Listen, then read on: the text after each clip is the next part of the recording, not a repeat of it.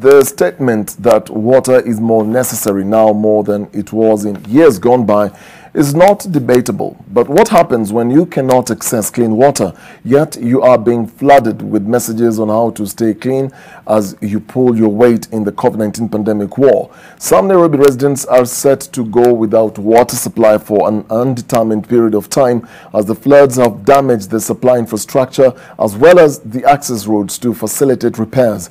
Anita Nkonge looks at the pain in the capital, especially for those who are not in the list of affected areas, but still hosting dry taps in their homes. Wash your hands, a message that has been reiterated. Wash your hands if you want to help stop the spread of COVID-19. However, in Nairobi County's Mwiki area, this is much easier said than done. Residents here, like various other parts of the capital, have had no clean running water for 3 weeks now and have had to instead line up to various water points to fetch water. And this is lining them up with anger, especially in light of the pandemic. Shida yetu hapa ni maji. Na kuna koroda. Chakula hatuna, pesa hakuna. Tuko na serikali kweli Kenya. The residents of the densely populated estate claim the water may be contaminated. Hata hii kisima imechibwa ni maji baya. Hata ni ya sewage. Ni ile ya choo za huko juu, ile inatoboka katika chini. Sasa tutauliwa na corona na tuuliwa na typhoid.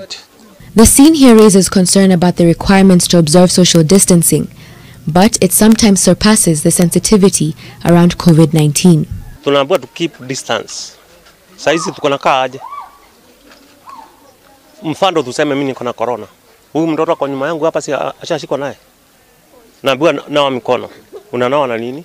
The Nairobi City Water and Sewage Company published a list of areas that are facing water shortages in the capital, but Mwiki is not among them. The areas listed are to face interrupted supply due to a landslide at Karamenu River inside the Aberdare Ranges that damaged the water transmission from Sasmoa Dam. This is according to the NCWSC, which said it shut down water production at the Sasmoa Dam treatment works, which supplies 11.6% of water to the capital's population. The heavy rains have, somewhat ironically, led to water supply shortage.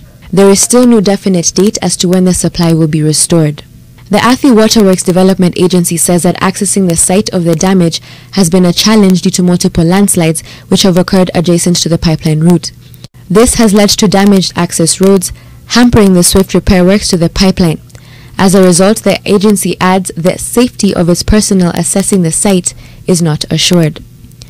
This hampers the smooth implementation of protocols issued by the Ministry of Water and Sanitation, which include supply of free water to Kenyans in informal settlements and vulnerable groups from April to June. Furthermore, water service providers were ordered not to disconnect any water supply for the 3 months. The ministry says the measures are being implemented and that they are being monitored by the Water Services Providers Association. However, residents like Edward may disagree.